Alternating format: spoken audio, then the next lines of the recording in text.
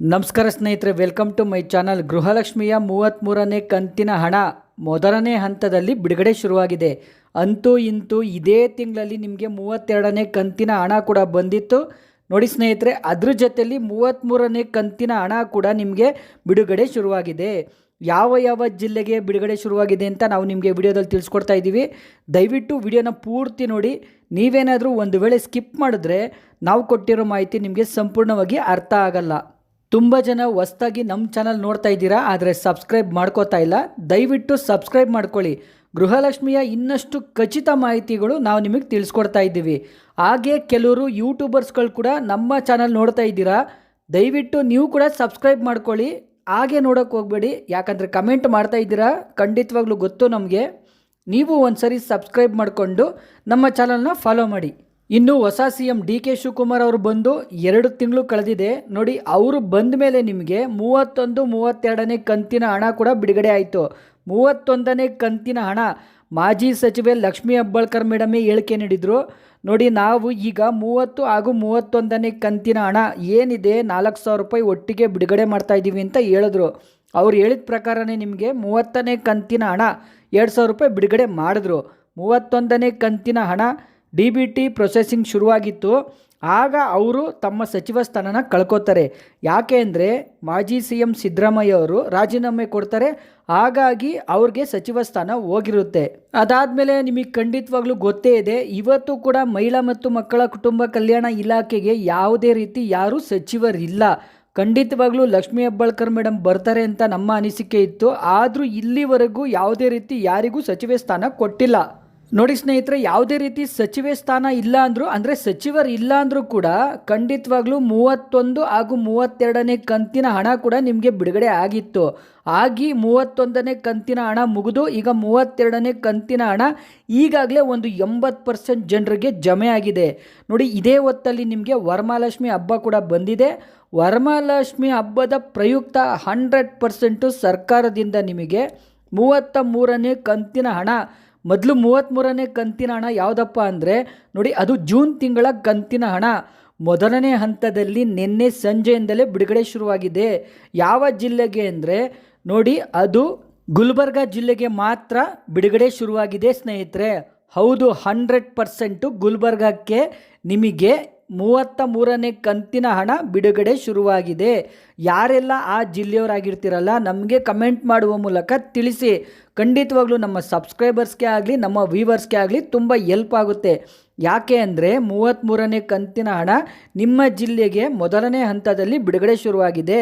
ಮಿಕ್ಕ ಜಿಲ್ಲೆಗೂ ಕೂಡ ಇವತ್ತು ನಾಳೆ ನಾಡಿದ್ದು 3 ದಿವಸದಲ್ಲಿ ಬಿಡುಗಡೆ ಶುರುವಾಗುತ್ತೆ. ನೀವು ಕೂಡ ನಮಗೆ ಕಮೆಂಟ್ ಮಾಡುವ ಮೂಲಕ ತಿಳಿಸಿ. ಹಾಗೆ ಯಾರಿಗೆಲ್ಲ ಇನ್ನೂ ಬಂದಿಲ್ಲ ನೀವು ಕೂಡ ಕಮೆಂಟ್ ಮಾಡುವ ಮೂಲಕ ತಿಳಿಸಿ. ನಿಮ್ಮ ಜಿಲ್ಲೆ ಹೆಸರನ್ನ ಮಾತ್ರ ಮೆನ್ಷನ್ ಮಾಡೋದನ್ನ ಮರೆಯೋಕ್ಕೆ ಹೋಗಬೇಡಿ. ಇನ್ನು ನೋಡಿ ಸ್ನೇಹಿತರೆ, ಖಂಡಿತವಾಗ್ಲೂ ಕೆಲವರು ಕನ್ಫ್ಯೂಷನ್ ಮಾಡ್ಕೊಂಡ್ಬಿಟ್ಟಿರ್ತೀರಾ, ಇಲ್ಲ ಸರ್ 33ನೇ ಕಂತಿನ ಹಣ ಬಿಡುಗಡೆ ಆಗಿರೋಕ್ಕೆ ಸಾಧ್ಯನೇ ಇಲ್ಲ ಅಂತ. ನೋಡಿ 100% ಹೋದ ವಾರನೇ ನಿಮಗೆ ನಾವು ವಿಡಿಯೋ ಮಾಡಿ ತಿಳಿಸ್ಕೊಟ್ಟಿದ್ವಿ. DBT ಸ್ಟೇಟಸ್ ನಾವು ಚೆಕ್ ಮಾಡಿ ನೋಡಿದಾಗ DBT ಪುಷ್ ಆಗಿತ್ತು. ಅದೇ ಥರ ಕಳೆದ 3-4 ದಿನಗಳ ಹಿಂದೆನೇ ನಿಮಗೆ 33ನೇ ಕಂತಿನ ಹಣ ಟ್ರಯಲ್ಗೋಸ್ಕರ ಬಿಡುಗಡೆ ಆಗಿತ್ತು ಸ್ನೇಹಿತರೆ. ಇದರಲ್ಲಿ ಯಾವುದೇ ರೀತಿ ನಿಮಗೆ ಸಂದೇಹ ಬೇಡ, ನಾವು ಕನ್ಫರ್ಮ್ ಇದ್ದರೆ ಮಾತ್ರ ನಿಮಗೆ, ಅಂದರೆ ನಮಗೆ ಮಾಹಿತಿ ಇದ್ದರೆ ಮಾತ್ರ ನಿಮಗೆ ತಿಳಿಸ್ಕೊಡ್ತೀವಿ ಅಂತ ಹೇಳಿದ್ದೀವಿ. ಅದೇ ರೀತಿ ಈಗ ಖಚಿತವಾದ ಮಾಹಿತಿ ಇದೆ, ಅದಕ್ಕೋಸ್ಕರ ನಾವು ನಿಮಗೆ ವಿಡಿಯೋ ಮಾಡಿ ತಿಳಿಸ್ಕೊಡ್ತಾ ಇದ್ದೀವಿ. ಯಾವುದೇ ರೀತಿ ಸಂದೇಹ ಪಡೋಕ್ಕೆ ಹೋಗಲೇಬೇಡಿ. 33ನೇ ಕಂತಿನ ಹಣ 100% ಬಿಡುಗಡೆ ಆಗಿದೆ. ನಿಮ್ಮ ಖಾತೆಗಳಿಗೆ ಜಮೆ ಆಗಬೇಕು ಅಷ್ಟೇ ನೋಡಿ. ಇನ್ನೊಂದು 2-3 ದಿವಸದಲ್ಲಿ ಜಮೆ ಆಗ್ಬೋದು, ಅಥವಾ ಸೋಮವಾರದ ಮೇಲಾದರೂ ನಿಮಗೆ ಜಮೆ ಆಗ್ಬೋದು. ಇದೇ ಆಗಸ್ಟ್ ಎಂಡ್ ಒಳಗಡೆ ನಿಮಗೆ 33ನೇ ಕಂತಿನ ಹಣ 100% ಜಮೆ ಆಗುತ್ತೆ ಸ್ನೇಹಿತರೆ. ಇನ್ನು ನಿಮಗೆ 33ನೇ ಕಂತಿನ ಹಣ ಏನಿದೆ 2,000 ರೂಪಾಯಿ ನಿಮ್ಮ ಖಾತೆಗೆ ಬರಬೇಕು ಅಂದರೆ ನೀವು ಹೋಗ್ಬಿಟ್ಟು ಖಂಡಿತವಾಗ್ಲೂ ಬಯೋಮೆಟ್ರಿಕ್ ಮಾಡಿಸ್ಬೇಕು. ಅದ್ರ ಜೊತೆಯಲ್ಲಿ ಹೊಸ ಅರ್ಜಿನ ನೀವು ಫುಲ್ ಮಾಡಿ ಕೊಡಬೇಕು. ಈ ಥರ ನಿಮಗೆ ಸೋಷಿಯಲ್ ಮೀಡಿಯಾದಲ್ಲಿ ಬರ್ತಾ ಇದೆ. ನೀವು ಯಾವುದೇ ರೀತಿ ಗಾಬರಿ ಆಗೋದು ಬೇಡ, ಎಲ್ಲೂ ಹೋಗೋ ಅವಶ್ಯಕತೆಯೂ ಇಲ್ಲ. ನೀವು ಎಲ್ಲಿ ಕೂಡ ಹೋಗಿ ಯಾವುದೇ ರೀತಿ ಬಯೋಮೆಟ್ರಿಕ್ ಮಾಡಿಸೋ ಅವಶ್ಯಕತೆಯೂ ಇಲ್ಲ. ಯಾಕೆಂದರೆ ಸರ್ಕಾರದಿಂದ ಇನ್ನೂ ಅಧಿಕೃತವಾಗಿ ಯಾವುದೇ ರೀತಿ ಮಾಹಿತಿ ಬಂದಿಲ್ಲ. ನಿಮಗೆ ಈ ಸ್ಯಾಟಲೈಟ್ ಮಾಧ್ಯಮಗಳು ಕನ್ಫ್ಯೂಷನ್ ಮಾಡ್ತಾ ಇದ್ದಾವೆ. ನೀವು ತಲೆ ಕೆಡ್ಸ್ಕೊಂಬಿಟ್ಟು ಅಲ್ಲಿ ಇಲ್ಲಿ ಹೋಗಿ ಏನು ಮಾಡಿಸೋ ಅವಶ್ಯಕತೆ ಇಲ್ಲ. ನೀವು ಏನು ಮಾಡಿಸ್ಬೇಕಪ್ಪ ಇವಾಗ ಅಂದರೆ ನೋಡಿ ರೇಷನ್ ಕಾರ್ಡ್ಗೆ ದಯವಿಟ್ಟು KYC ಮಾಡಿಸ್ಕೊಳ್ಳಿ. ಅದು ಸೆಪ್ಟೆಂಬರ್ 30ನೇ ತಾರೀಕುವರೆಗೂ ಮಾತ್ರ ಡೇಟ್ ಇದೆ. ನೀವು ಬೇರೆ ಊರಲ್ಲಿ ಇದ್ರೂ ಚಿಂತೆ ಇಲ್ಲ ಸ್ನೇಹಿತರೆ, ಖಂಡಿತವಾಗ್ಲೂ ನಿಮ್ಮ ಹತ್ತಿರದ ನ್ಯಾಯಬೆಲೆ ಅಂಗಡಿಗೆ ಹೋಗ್ಬಿಟ್ಟು ನಿಮ್ಮ ರೇಷನ್ ಕಾರ್ಡು ಹಾಗೂ ಆಧಾರ್ ಕಾರ್ಡ್ನ ತಗೊಂಡೋಗಿ ಅಪ್ಡೇಟ್ ಮಾಡಿಸ್ಬೋದು. ನೋಡಿ ಅದ್ರ ಜೊತೆಯಲ್ಲಿ ಒಂದು 4 ಜನ ಇದ್ದೀರಾ ಅಂದ್ಕೊಳ್ಳಿ, ಯಾರು ನೀವು ರೇಷನ್ ಕಾರ್ಡ್ ಎಡ್ಡಿರ್ತೀರಲ್ಲ ಅವ್ರ ಜೊತೆಯಲ್ಲಿ ಆಧಾರ್ ಕಾರ್ಡು ಮಿಕ್ಕ 3 ಜನದ್ದು ಆಧಾರ್ ಕಾರ್ಡ್ ತಗೊಂಡೋದ್ರೆ ಸಾಕು, ಖಂಡಿತವಾಗ್ಲೂ ಅಪ್ಡೇಟ್ ಮಾಡಿ ಕೊಡ್ತಾರೆ. ಇಲ್ಲ ಅವ್ರನ್ನೂ ಕರ್ಕೊಂಡು ಬರಲೇಬೇಕು, ಅವ್ರಿಗೂ ಬಯೋಮೆಟ್ರಿಕ್ ಮಾಡಲೇಬೇಕು ಅಂತ ಅವರು ಒಂದು ವೇಳೆ ಹೇಳಿದ್ರೆ ಖಂಡಿತವಾಗ್ಲೂ ಅವ್ರನ್ನೂ ಕೂಡ ಕರ್ಕೊಂಡೋಗಿ ನೀವು ಬಯೋಮೆಟ್ರಿಕ್ ಮಾಡಿಸ್ಬೋದು. ನೋಡಿ ಸ್ನೇಹಿತರೆ, ಅದಕ್ಕಿಂತ ಮುಂಚೆ ನಿಮ್ಮ ರೇಷನ್ ಅಂಗಡಿಗಳ ಮುಂದೆ ಒಂದು ಲಿಸ್ಟ್ ಹಾಕಿರ್ತಾರೆ ಯಾರೆಲ್ಲ ಬಯೋಮೆಟ್ರಿಕ್ ಮಾಡಿಸ್ಬೇಕು ಅಂತ. ದಯವಿಟ್ಟು ಆ ಲಿಸ್ಟ್ನ ಒಂದು ಸರಿ ನೀವು ನೋಡಿಬಿಟ್ಟು, ಒಂದು ವೇಳೆ ನಿಮ್ಮ ರೇಷನ್ ಕಾರ್ಡ್ ನಂಬರ್ ಇದ್ದರೆ ನೀವು ಹೋಗ್ಬಿಟ್ಟು ಬಯೋಮೆಟ್ರಿಕ್ ಮಾಡಿಸ್ಬೇಕಾಗುತ್ತೆ. ಇಲ್ಲ ಅಂದರೆ ಒಂದು ಸಾರಿ ವಿಚಾರಿಸಿ ನೋಡಿ, ನಾವು ಬಯೋಮೆಟ್ರಿಕ್ ಮಾಡಿಸ್ಬೇಕಾ, ನಮ್ಮ ಲಿಸ್ಟು ಇದರಲ್ಲಿ ಇಲ್ಲ ಅಂತ, ಅಂದರೆ ಈ ಲಿಸ್ಟಲ್ಲಿ ನಮ್ಮ ಹೆಸರಿಲ್ಲ ಅಂತ, ನಮ್ಮ ರೇಷನ್ ಕಾರ್ಡಿನ ನಂಬರ್ ಇಲ್ಲ ಅಂತ ಕೇಳಿ ನೋಡಿ. ಒಂದು ವೇಳೆ ಅವರು ಮಾಡಿಸ್ಬೇಕು ಅಂದರೆ ಮಾತ್ರ ಮಾಡಿಸಿ ಸ್ನೇಹಿತರೆ. ಇಲ್ಲ ಅಂದರೆ ಹೆಚ್ಚಿನ ಮಾಹಿತಿನ ನೀವು ನ್ಯಾಯಬೆಲೆ ಅಂಗಡೀಲಿ ಅಥವಾ ಫುಡ್ ಆಫೀಸಲ್ಲಿ ನೀವು ತಗೋಬೋದು. ಇನ್ನು ನಿಮ್ಗೆಲ್ರಿಗೂ ಗೊತ್ತಿರೋ ಹಾಗೆ ಈಗಾಗಲೇ ಗೃಹಜ್ಯೋತಿ, ಹೌದು ಸ್ನೇಹಿತರೆ, ಗೃಹಜ್ಯೋತಿ ಈಗ ಇದೇ ತಿಂಗಳು ಎಂಡಲ್ಲಿ ಮುಗ್ದೋಗುತ್ತೆ. ಅಂದರೆ ಆಗಸ್ಟ್ 31ನೇ ತಾರೀಕೆ ಲಾಸ್ಟ್ ಇದೆ ಗೃಹಜ್ಯೋತಿಗೆ. ನೀವು ಇನ್ನೂ ಯಾರೆಲ್ಲ ಫಾರ್ಮ್ನ ಕೊಟ್ಟಿಲ್ಲ ದಯವಿಟ್ಟು ಹೋಗಿ ಫಾರ್ಮ್ನ ಫಿಲಪ್ ಮಾಡಿ ಕೊಟ್ಬಿಡಿ. ನೋಡಿ ಇನ್ನು ಗೃಹಜ್ಯೋತಿಗೆ ಕನ್ಫ್ಯೂಷನ್ ಮಾಡ್ತಾ ಇದ್ದಾರೆ, ಯಾಕೆ ಅಂತೀರಾ? ನೋಡಿ ಮನೆ ಅಗ್ರಿಮೆಂಟು ಕೊಡಬೇಕು ಅಂತ ಮೊದಲು ಹೇಳ್ತಾ ಇದ್ದಿದ್ದು ಸರ್ಕಾರನೇ ಹೇಳಿದೆ, ನಿಮ್ಮ ಹತ್ರ ಮನೆ ಅಗ್ರಿಮೆಂಟ್ ಒಂದು ವೇಳೆ ಇಲ್ಲ ಅಂದರೆ ಖಂಡಿತವಾಗ್ಲೂ ನಿಮಗೆ ಯಾರು ಗೃಹಜ್ಯೋತಿ ಅಪ್ಲಿಕೇಶನ್ ಕೊಡ್ತಾರಲ್ಲ ಅವ್ರ ಹತ್ರ ಓನರ್ಗೆ ಪ್ಲಸ್ ಟೆನೆಂಟ್ಗೆ ಅಂತಲೇ ಒಂದು ಫಾರ್ಮ್ ಇರುತ್ತೆ, ಆ ಫಾರ್ಮಲ್ಲಿ ನೀವು ಸೈನ್ ಮಾಡಿಬಿಟ್ಟು ಫಿಲಪ್ ಮಾಡಿಕೊಟ್ರೆ ಸಾಕು ಅಂತ ಹೇಳಿತ್ತು. ಆದರೆ ನೀವು ಇವಾಗ ಯಾರೋ ನಿಮಗೆ ಫಾರ್ಮ್ ತಂದು ಕೊಡ್ತಾರಲ್ಲ ಅವ್ರನ್ನ ಕೇಳಿದ್ರೆ ಅದ್ರ ಬಗ್ಗೆ ಅವ್ರ ಹತ್ರ ಮಾಹಿತಿನೇ ಇಲ್ಲ. ಗೃಹಜ್ಯೋತಿ ಅರ್ಜಿ ಬಗ್ಗೆ ಅವ್ರಿಗೆ ಮಾಹಿತಿನೇ ಇಲ್ಲ. ಅವ್ರು ಏನು ಕೇಳ್ತಾರಪ್ಪ ಅಂದರೆ, ನೀವು ಬಾಡಿಗೆಯವರಾಗಿದ್ದರೆ ಖಂಡಿತವಾಗ್ಲೂ ರೆಂಟಲ್ ಅಗ್ರಿಮೆಂಟು ಕೊಡಲೇಬೇಕು ಅಂತ ಕೇಳ್ತಾ ಇದ್ದಾರೆ ಸ್ನೇಹಿತರೆ. ಒಂದು ಸರಿ ಅದನ್ನು ಕೂಡ ಕನ್ಫರ್ಮ್ ಮಾಡ್ಕೊಳ್ಳಿ. ನಮಗೇನು ಅನಿಸುತ್ತಪ್ಪ ಅಂದರೆ, ನಿಮ್ಮ ಹತ್ರ ರೆಂಟಲ್ ಅಗ್ರಿಮೆಂಟ್ ಇದ್ರೇ ಒಳ್ಳೆಯದು ಅನಿಸುತ್ತೆ. ಇವ್ರುಗಳ ಹತ್ರ ಕರೆಕ್ಟಾಗಿ ಸರಿಯಾದ ಮಾಹಿತಿ ಇಲ್ಲ.